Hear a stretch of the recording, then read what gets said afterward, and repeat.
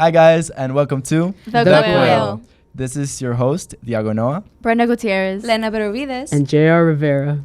So I think we should talk about what happened today. Oh, yeah. And for those of you that don't go to school with us, today we had a Code Red lockdown. So I'm in my art class. I'm with Miss Martino, and I'm doing student aid for her class, right? And we were all just having a good time. And out of nowhere, the IT guy who was in the room present with us, his walkie-talkie goes off. And it's I think it was Miss O'Sullivan saying that, hey, there's been a situation a mile and a half away. We're all going on lockdown. This is super dangerous. There's like reports of a shooting. Immediately, less than a minute later, the PA system goes off. And we are told that we are in a code red because of the said shooting down the street. And we're all huddled up in the corner. We're all scared out of our minds. We're all texting our parents because even though it's down the street and not in our school, the threat that like gun violence has is it's a horrible threat.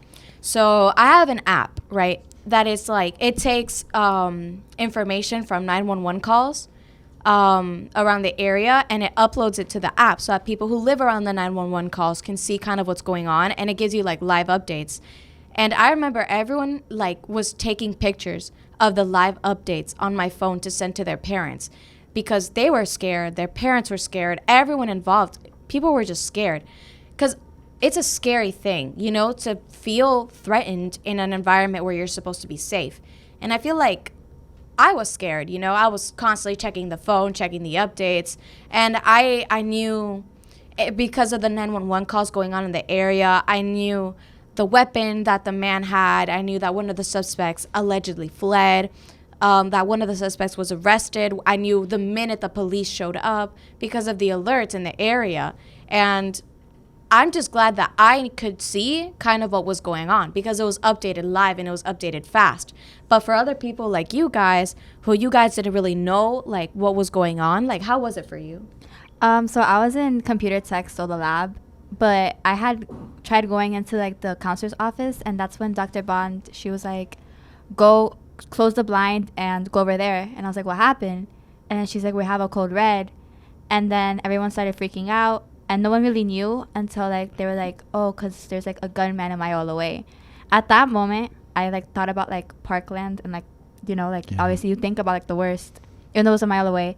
So I just texted my mom. I was like, it's a mile away. And then I don't know. It was just kind of anxious to like, and then at least it didn't last that long though. And they No, were for they sure. were Oh, wait. I would like to add in that the 911 calls, it updated live right? So I would like to add in, I forgot to add in earlier, that there was 6 gunshots heard, and it gave the address of where 911 was called to, and I put in the address, and it was 2-minute drive from the school. It was the gas station, the one that you want for to. sure. For real? It wasn't. That's another scary thing about the fact that despite it being said that it was a mile away, some of the information was just done to calm down the students. And I remember being in the same room with JR when it happened. Yeah. I remember that I was standing up and O'Sullivan came on over the PA and she said, everybody were going into a code red. And it took me a second because I was like, I don't remember there being a code red drill scheduled for today. And then Gabby stood up and turned off the lights and he was like, oh, this is real. No, yeah. And then I was like, I like panicked for a second, but then the first thing I did was I ran up to the window and I just started closing the blinds. And I remember like all my friends, we were like kind of just like laughing, like goofing off because it was like Friday and we were all having a good time. But I remember it just got really serious really quickly.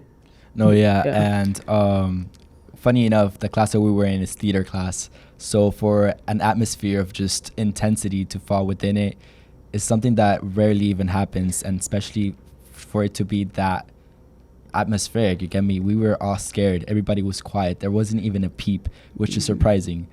But it's that concept and that fear and that toll that it took on us that really just leads me to wonder, like, how well is our mental health? You know, like, what does mentally healthy even mean to any of us? You get me? Right.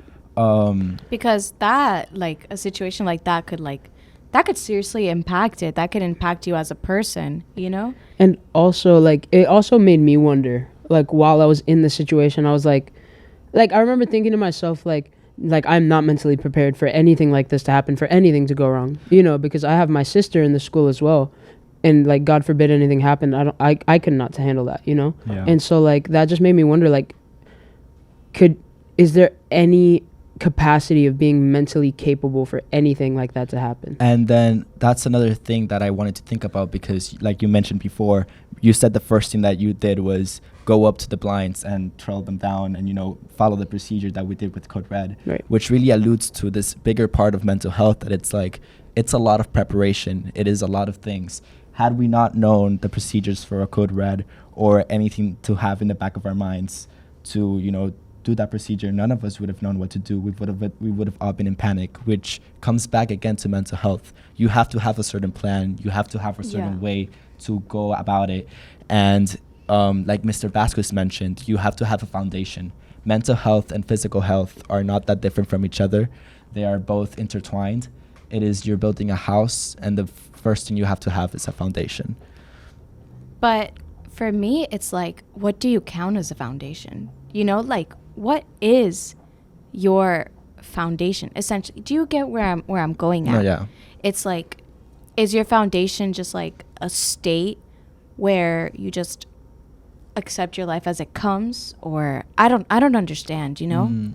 Because I feel like a foundation would mean a different thing to every person. No, yeah, and that's like the weirdest and most interesting part about mental health as a whole, right? It's that it's so individual to each and every single one of us, Right. that we don't even know where to begin. And I personally feel like the first part of finding that foundation, finding where it comes from, is figuring out what the major stresses in our life are. So I think that, especially since we're students, and I mean, all of us here are seniors, like, we have so much stress too. Yeah. But for, like, building a foundation for our health, it's like, like what Lena said, like, what exactly are you building? To me, personally, I feel like my foundation is the support that I get from family and friends, because situations come and situations pass. But I feel like my personal foundation would be talking to my mom. Because talking to my mom just helps me get a clear head over the situation and just get a grip on what's going on. Right. I mean, and I feel like that foundation can come in a lot of different places, you know, like Lena said, it's her mom. Her mom is like her rock, her real foundation. And I mean, Oh, my dad too, if he sees your this. dad as well, yeah. And I mean, I know for me, like, I don't mean to be controversial or get religious or anything, but my rock has always been God, you know, and my faith in God. That's where my hope comes from. That's you a know? really beautiful thing. You know? yeah, definitely. Yeah. That's like my foundation right there, and then on top I can start building things over that faith, you know. Yeah. Going back, like, people don't really realize it that much until it happens, but we have stressors throughout our day-to-day lives as students, as academic, as humans, that eventually impact the way that we interact with the world, right? Very much so. Dr. Bond, I remember she mentioned something about time management. I think a major cause of stress is going to be time management. I think students have a lot going on in their lives today, and they need to manage their time wisely. And if you do manage your time wisely, it will definitely help reduce stress. Guys, I cannot tell you how many times I've been with groups of friends, groups of people who don't want to excel academically. And as someone who likes to excel academically, that takes a toll on you. Right. And it's just important to have like-minded peers, you know. Mm-hmm. You don't want to have a friend that when you're trying to achieve something just wants to keep pulling you back and back and back and stopping you from achieving what you want to achieve, because it's more convenient for them to have you where they want you to be. And trying to keep up with that person, or rather than keep up with them, like keep back with that person who's trying to pull you back, that is so much Exactly. more mentally draining than You know what than else is just mentally not being around draining? them. Oh my God, overthinking. Yeah. Overthinking is the worst. You'll have overthinking will make a mountain out of a molehill instantly. Yeah. It's literally the worst. But you know what's Yeah. even worse? Overthinking about getting into a fight with your friend. Oh my goodness. Let me not even get But then started. that leads me into like But how personal relationships can affect your mental health. so, what do you think is a major cause of stress to students, as Dr. Bond said? Because there's so much things, like there's personal life, and there's probably like how your friends treat you, or like maybe you don't have good friends, or even your grades or school or at Yeah. home problems. I feel like it's a combination of those, you Yeah. know, like overthinking and like relationships with other people in high school, not necessarily romantic or friendships, but also like acquaintances and classmate and teacher student relationships. Like these are all things that we have to take into consideration, and you don't want to strain any of these relationships because then that can just make your life harder, and that's But what leads to a lot of stress sometimes. Especially since we're in the time of our lives where we're still developing, where we're still like finding ourselves as a person. So it's also the fact that you're growing, you're developing, your ideas are changing, your ideals are changing. And it's like, when is it the right time to let someone go? No, for sure. I think that when it comes to that, I feel like you have to know where you are mentally too, because you can't let someone affect who you are. Because I've seen people like, because their friend does something, they want to do it too, even though it's wrong. And I feel like that is something that people need to work on, or like even like someone No. like themselves, like you might see like your friend do something, you're like, oh my god, like maybe I should do that too. Then there's also that double concept, right? That double like interference, because we are all humans. Whether we want to or not, we compare ourselves to not just other people, but to each other, to ourselves. That And reminds me of something that Dr. O'Dowd said. Of course, it's completely natural, completely human to compare yourself to other people. And whether that's academically, athletically, or in any number of different ways, we're constantly comparing ourselves to others.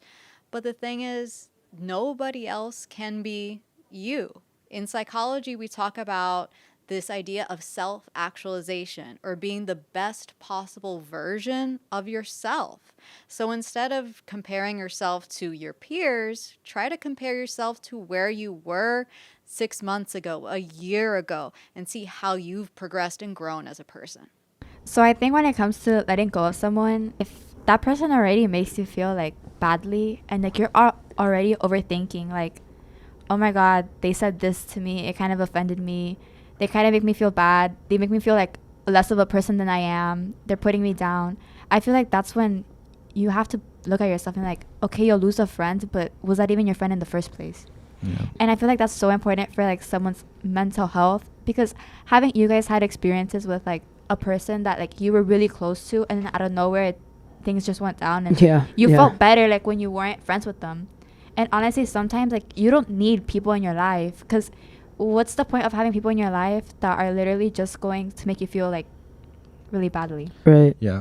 I mean, like for me at least, when the initial hurt of letting someone go sometimes makes it feel like maybe I don't need to let them go, because this hurts more than going like maybe they said something that hurt me, but letting them go hurts more. But then after a while, you're like, I'm better off in the long run not getting that little bit of hurt all the time than getting that one big hurt out of the way in like a couple months. But I feel like the biggest pain that comes from letting go is that regret that you feel afterwards and beforehand of, am I even a good friend because I want to leave this friendship? You get me? But, and I feel like it's important for us to not just be so hard on ourselves. You get me? Because at the end of the day, if you are having those thoughts, then then the steps that were taken to better the friendship have already been done, and it has run its course. I feel like, sometimes after you like cut someone off, for me personally, how it is for me is, after I feel like the biggest wave of regret just like washes over my body, I feel like, oh my God, like 5, 6, 7 years down the line, like it meant nothing. But then you start to pick up the pieces after, and then things start to click, especially when you see how they behave after that. It's like all of those times that you justify their behavior to yourself, because I feel like that's a way that we try to just keep it together. When we're friends with someone, we justify their bad behavior to us because we don't want them to be a villain in our eyes. Right. But then after how you see how they treat people, the same way that they treated you, you start to put things together and you just start to think, and it's like, I am doing better off. I did do what's right for me. And I think that's what's like most important. Just doing what's right for yourself, even if that right thing isn't exactly what you want to do in the moment, what it's better for you in the future is what's really Exactly. important. And, go Oh ahead. yeah. No. Okay. Oh, it was good. So what you call it? There's also like that thing that we have right within ourselves, that it's like, as humans, all of us innately want to compare ourselves to each other, right? Yeah. We compare ourselves to our friends. We compare ourselves to our family members. Have you ever had that one annoying cousin who's just really good at everything? Yes. I am that cousin. Dude, 15 so I'm kidding. 50 on the SAT, full ride scholarship my to goodness. Rice 1550 is 1550. ridiculous. It's crazy. That's crazy. I'll be honest, For I don't me- even for- know what for I me- got on for my my SAT. family, it's my brother. And he came No. to the country a year ago. wow. And he got a 1550? 1550. Damn, that is a huge burden to I've bear. been Lena. here Then for yeah. 12, Damn. almost 13 years. It was my 50, All right, to be honest 50. though, this is not something Lena should only feel bad about. Everybody in this room should Everybody. feel Do we- bad about because, that. any of you, This you kid guys just have like learned a English score and that he's you're got a like happy 1550 about? on an all English test. Listen, That's I'm nuts. just saying, it's that, but yet again, there it is, right? It's that feeling that comparing yourself. Yeah. Don't compare yourself to others because we're all different. And I would agree with that because we all come in different shapes, sizes, colors, races, ethnicities, backgrounds. We cannot compare. We have very similar attributes because, of course, we're human. That's the only. But other than that, you shouldn't compare yourself or try to be like, oh, that other person. That constant like. By the way, I'm kidding, belittlement. guys. Don't feel bad about it. Yeah, Yeah, yeah, no, but no, that's where it please is. That's where it lies. It's that Yeah. belittlement. It's Right. that like you look at yourself and you're like, oh, I'm less than so and so because so and so can do this and I can't do that. But when it comes to closing and like cutting off relationships, like how Lena mentioned, that self-actualization of realizing that you are in a position where what you're comparing isn't isn't healthy. You get me? You're comparing what you used to have, a healthy friendship, with what it is now, Yeah. something that's not unhealthy, and you're getting stuck in that past. Yeah. So maybe instead of just realizing that they're not the same person you used to be friends with, you're just reminiscing about the past. And, you know, Yeah. bringing that into light, it reminds me a lot of something that Dr. O'Dowd said. Pretty much just fell upon this idea of self-actualization and how we're all just, trying to become better pieces of ourselves, and how we can't really understand the motives or actions that other people have because it's all just a mind game, right? Mhm. We don't know what people are thinking. It is weirdly enough a weird game of cards trying to figure out where we Right. lie within that. So interpersonal relationships can be really complicated because you're trying to figure out the reasons behind why somebody else thinks and feels and does the things that they do. And sometimes that can even be difficult for ourselves to understand where our own motivations and actions originate. So clearly, I can't read Brendan's mind. I can't read Diago's, and I can't read JR's. And I don't think JR can read his own mind either. And I definitely cannot read Carbonell's mind. So God. No, I No, cannot I read don't- I think Carbonell's that's a- mind. Only I think God that's could a read mind Carbonell's that mind. no It's one the can read. 1101 kids know. Going- Lit going- 2000 kids know. Lit 2000 kids, you all Yeah. understand. No, You guys for real. understand. But going off of what Dr. O'Dowd said and going off what we talked about earlier from stressed, you really don't know when another person is stressed out. And Facts. sometimes, like, you may not even know when you're stressed out. But That's so if true. If you That's do, true. if you do, like, find yourselves, like, stressed out, then I actually have a really good tip. So this is my Pause. tip that I found it from this mental health lady that she posted it on Reddit, link in bio. So basically, what you want to do is you want to realize stress as 3 different things. One is the physical sensation that you get. So that would be like the turning in your stomach, like your heart racing. Another one would be the feeling of being scared, right? So like how you feel in the moment, like maybe you're scared, maybe you're sad, maybe you're really angry, because anxiety, anger is a thing, right? And then another one is your thoughts, right? So basically, if you find yourself in a situation where you're in bed, it's the middle of the night, and you're stressing over something, your brain just starts telling you, this is bad, this is going to happen now, there's no going to be any getting better from this. You want to stop that train of thought. You want to think of that train of thought as just what it is. It's just a train of thought. It's just what you're thinking at that current moment in time. You're not going to think that forever. You're not going to feel that forever. So you just take a moment to separate yourself from that train of thought. And then you move on to the feeling that you get, maybe the feeling of being scared, and you think of it as just that, just a feeling. It's a feeling, and feelings pass, you know? One bad day doesn't mean one bad life, but your anxiety will turn one bad day into one bad rest of your life, right? Because when you're anxious, you feel like you're never going to get any better, that this is it for you, that this is all. So then you separate yourself from that too. I don't put it as eloquently as the lady on Reddit did, so you guys might want to check that out in the bio. It is really helpful. And then this is my favorite part. After you've given yourself a moment of clarity from those two things, you go into the last thing, which is the feeling that you have in your body, like the feeling like of the pit of your stomach or something. And you try to describe it like if you're describing it to an abstract painter. So give it a color, give it a feeling, like just try to describe it. And that all gives you a moment of clarity and makes you realize that the feeling in your stomach is just that. It's just a feeling in your stomach. And, you know, that also brings me into like something else that might make you like feel really, really bad. When dealing and talking and conversing specifically about depression, there has been, I'm pretty sure that most of us have had like a good chunk of experience with a family member or even with our own selves talking about how their life and just their entire worldview changes and just also like is different from ours because of depression. Because as described by Dr. O'Dowd, we've seen the rates of anxiety and depression really increase as a result of the COVID-19 pandemic. The social isolation that a lot of students were dealing with, combined with the fact that a lot of the coping mechanisms that we use to help alleviate those feelings, like hanging out with our friends, athletics, being part of performing arts, a lot of those coping mechanisms weren't available to students during the pandemic either, and we're definitely seeing those effects.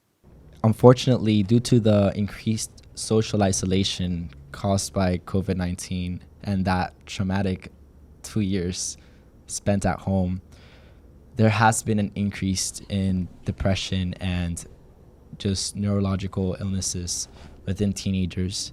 And I feel like it's important to understand the scientific basis of depression. And fact check me if I'm wrong, but as described, depression is a neurological chemical imbalance within the brain that causes levels of dopamine or serotonin to be misleveled, and people can get treatment for it, such as medication and counseling. But that's the scary part. When is it okay, or like when do you feel is it time? Like, how can somebody reach out for help if they don't even know they need help? You know, I feel like that's one of the hardest things because sometimes people don't even realize they need help. And that's a really hard thing because there are signs, you know, and you could see them. You know, there are physical traits of poor mental health. You know, there are physical traits that like manifest themselves because of depression or anxiety. You know, one of the things that you'll see is usually a lack of sleep, and when you lack sleep, you can tell. You know, bags under your eyes, you're always tired, lack of energy, lack of like inhibition, like lack of, what's the word, like damn, what's that word? Ambition? Motivation. There you go. Motivation, lack of motivation, you know? And these are things we have to look out for. I mean, sometimes people have bad nights, you know, they can't sleep, and that happens.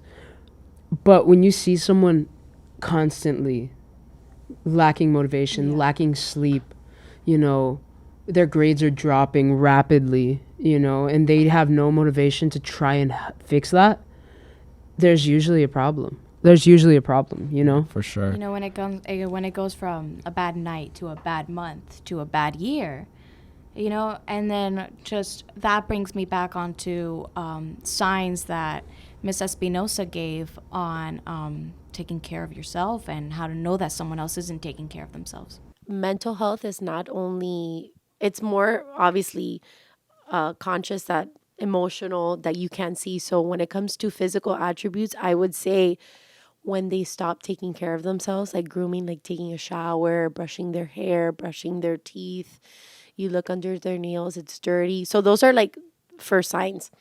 Also, if, you know, there's someone who used to love doing certain things, so they lose interest in certain activities like playing sports, playing video games, that would be like the first two indicators. I would say that there's something going on. And then, you know, we do wear uniforms at school, but you would kind of see a difference in, like, again, taking care of their clothing. Are they washing their clothes? So it's kind of hard. Do they smell, unfortunately, right? You will start seeing that. And then also separation from friends, from groups. They just completely isolate themselves. Mrs. Penosa has commented that it's a poor care of your hygiene. It's a poor care of the way your clothes is. You know, normally the way that we express ourselves, we put pretty good thought into it. So the moment when somebody gets into that mood of like, I don't care about my physical hygiene, I don't care about the way I look, I don't care about how I'm going to present myself in school or anything like that, you know, it is pretty, like, it's a pretty like big red flag that, oh, you know, this person might need help, or hey, let me check in on them. I think that that's something so important that many people don't realize, because sometimes you can have like your own friend that you're close to and you won't realize that they're going through things. And especially when you notice that they're not taking care of themselves, like you don't want to be like, oh, rude. Like why do you smell like that, or like why do you know, like you don't want to be rude about it. Mm-hmm. So But then it's also like if they've never been like that ever before, it's like, oh, there's something wrong. And I do think that that's something that, like, there's kids I feel like in this school that go through that and we just don't notice. Oh, for sure. Yeah. So it's just like, it's just drawing the line between do you reach out for help? Like, do you reach, not for help, but do you reach out to them for help? Like, do you just ask them like, hey, like, are you okay? Like, what's going on? Or are you crossing a boundary? You never really know in that situation exactly what to do. And I feel like that's hard for friends, especially because you're like, I want to help and I want to be helpful. I want to be a good friend. But at the same time, am I crossing a line that they don't want crossed? And if I'm doing that, am I going to hurt them more? Or will I actually help them? And I feel like the thing with that is at the beginning, they're probably going to be more hurt. They're probably going to be more angry at you.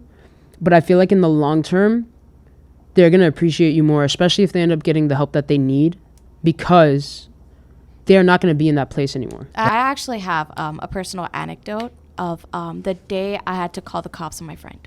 Right. So I had a friend who, he had been really struggling with his mental health for a while. And I'm not going to name any names because it was something really personal and private to him. So one day I was at a party with some of my friends, and we get a call from another girl who had just gotten off the phone with him, and the girl was crying. She was bawling her eyes out. She was like, he's going to kill himself. I didn't know where he lived. I didn't have his address, but I knew that something had to be done. So I had one of my friends call him and stay on the phone with him, and I called the cops. I called 911, and they tried to track his location. We tried to find his mom's number. It was this whole entire ordeal, and I just remember my thoughts the entire night were, I don't care if he hates me after this, because I'd rather have a friend that hates me than show up to his funeral. And he did end up getting the help that he needed, and he did stop talking to me for some time before we started being friends again. But I think it was more him taking his time to heal. But he was okay. He is way better now. I like to think that he is. And I like to think that that night may have been a wake-up call for him. Yeah. You know? On that you said, I remember in middle school there was a couple incidents with a lot of kids that tried killing themselves in school, and I remember there was this In one school? person. Yes, Yeah. Wow. there was this one Yes. person I Wow. knew that we were changing because we had a class together. It was dance, and when we were changing, like I noticed like a bunch of cut marks like right here, and she kind of hid her arm, but me and this other girl had already seen it. So honestly, like when you see that, and you're like, oh my god, like you know what's going on. But for me, I was just like, are you okay? Do you like? I didn't know what to say. Like when this happened, I was 11. Like what's an 11-year-old gonna say to that? You know? I was like, are you okay? Like do you need help? And she was like, oh no, like my cat scratched me. But those were like deep cuts. Like I was shocked. I remember I told my mom. I was like, mom, like I don't know what I'm supposed to do, because she was my friend. And she ended up getting caught by teachers, and she was super mad. But I mean, now she's better, but she still struggles. And I feel like many people don't know, because if you see her, she's always smiling, and it's like you won't notice until you see it. And then not only that, but something happened this year in one of the schools where a girl killed herself. She just jumped off. In Ferguson, yeah. Yeah, she just jumped off, and people made jokes about it. She died. The one that jumped off the stairs. I'm not sure. I'm not sure if she died, but I like don't think she died. that's not something to make jokes Yeah, about. but no, yeah, I saw those. Those were messed up. The thing about reaching out to people overall is that we tend to blur the lines between sympathy and empathy. We want to be empathetic to somebody's situation. We don't want to share our sympathies, because listen, I don't know if y'all are the same, but if somebody asks me, I know exactly what you're going through. Like that form of like, just, you don't know what I'm going through. You understand what I'm going through, but you don't know exactly how it is. The way that I try to look at life, especially in this field of work, and it's what I've held on to for a couple of years now. It's the motto, mantra, whatever you want to call it, is be who you needed when you were a kid. What not to do, I think that's one of the cringiest kind of things that you could come across, because I meet with a student here and they're experiencing something. You know, you're opening your heart to me, you're telling me what's going on, and over here I look at you and I say, I know what you're going through. That's a lie. I have no idea what you're going through. So saying something like that, I believe, is an ignorant statement. Not validating what they're going through, that's an ignorant statement. Imagine somebody's telling me what you're going through and I say, no, you don't feel like that. Of course they feel like that, you know? So I think downplaying and, another thing that's very not the greatest thing to do is sympathize with the person. Empathy is good. Sympathy, it does more damage than great. When you empathize with a person, you can see, wow, they've gone through this. I can see what they've gone through. When you sympathize with a person, it's like saying, oh, poor, don't worry, I can take care of it for you. We don't want to do that. As a counselor, I don't want to sympathize. I want to empathize and help them to overcome what they're going through. It's sort of like that. It makes you feel small. It makes you feel like, damn, okay, cool. So how do we help me? How do we go past this? How do we built upon this, and then And that's there's, such an there's that's where it such an is. isolating feeling. Is It what is. it is. It is. It's super isolating. Brenda mentioned before, like you were just a little kid, 11 years old, right? Yeah. But like placed within the eyes of your friends, right? Just being asked like, "Hey, are you okay?" And just like Yeah. her own, like I could just imagine how I would feel. I'd be like, damn, she honestly views me as somebody who's unokay. Like you get me? No, Like, yeah. It's That's like what I'm that's, saying. It was that's- like my first time ever, like, yeah. So because it's like we came from elementary where it was like literally sunshines and rainbows. Mhm. Like, I don't know, I've been in Somerset my entire life. Like, yeah. It's elementary like, here it's was just- really good. Yeah. Middle school, Middle school, And you know, what middle call school it? middle school gets dark. Middle school is crazy. Middle Middle school's It's wild. amazing. It's honestly, crazy. middle school is way more crazier than high school. Middle school was the worst stage of my life, Dude, and middle not school- just Middle because. school is I remember middle school that I went to a really small private school like my whole life up until high school. I was in the same school from preschool till 8th grade. And so I basically grew up with the exact same kids every year, the same classes with all these kids. So I knew them really well. And when there was a kid in my class who I remember I think he left school early and he went home, and we all had like a big group chat on Snapchat or something, and he started sending really like weird messages, like very much like suicide notey, you know? yeah. And I just remember a lot of pleading, a lot of crying, screaming. I remember leaving a lot of messages on his phone, and the next morning he didn't show up to school, and he eventually responded to us, but basically, actually, did he show up to school the next day? I think he did. I think he got to us that night, like at like midnight or 1 a.m, and then when we opened our phones, we saw the messages. But he basically just like was home, and he just started cutting himself, and he was in a really bad spot, and he just bled a lot and ended up passing out. And like we were 12, you know, and he felt so alone and so isolated and so hurt and depressed over some things that were happening, that the only way he felt control was to cut himself.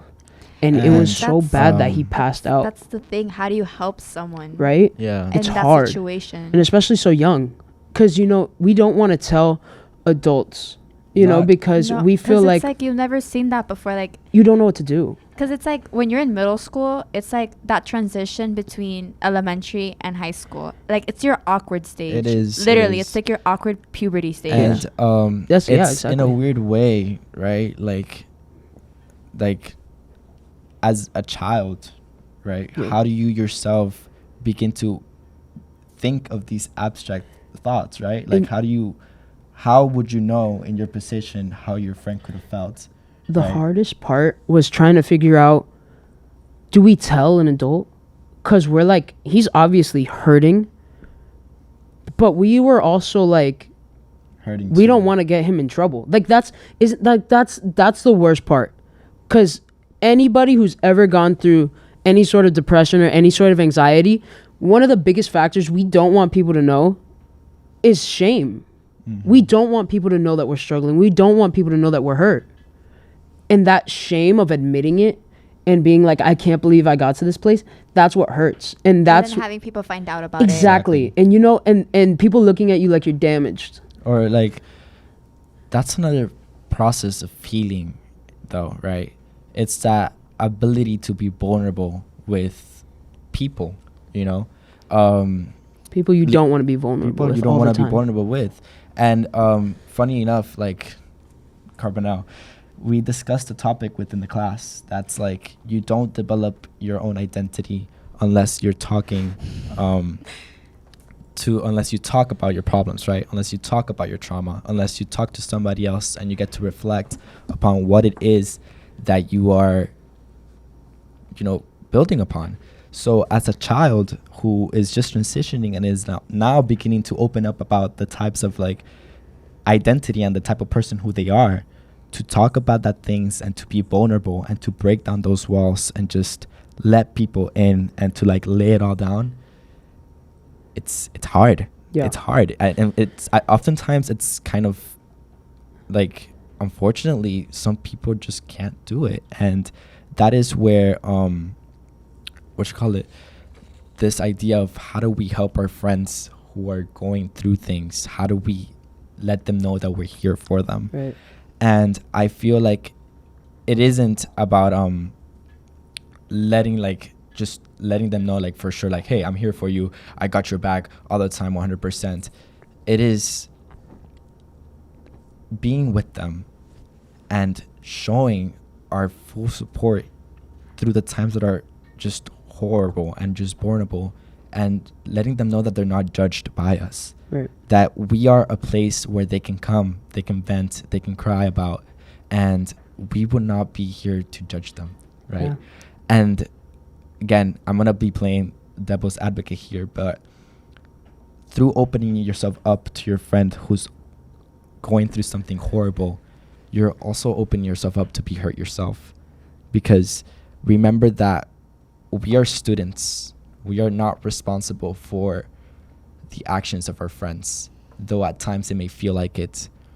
And you yourself have to know also what is your limit, and where can you say, we both need help, you get me, and reach it out to an adult or somebody who's not necessarily an adult, but like somebody who's like professional, like a professional, because that's the hardest part, right? It's reaching out to help. It's reaching out and saying,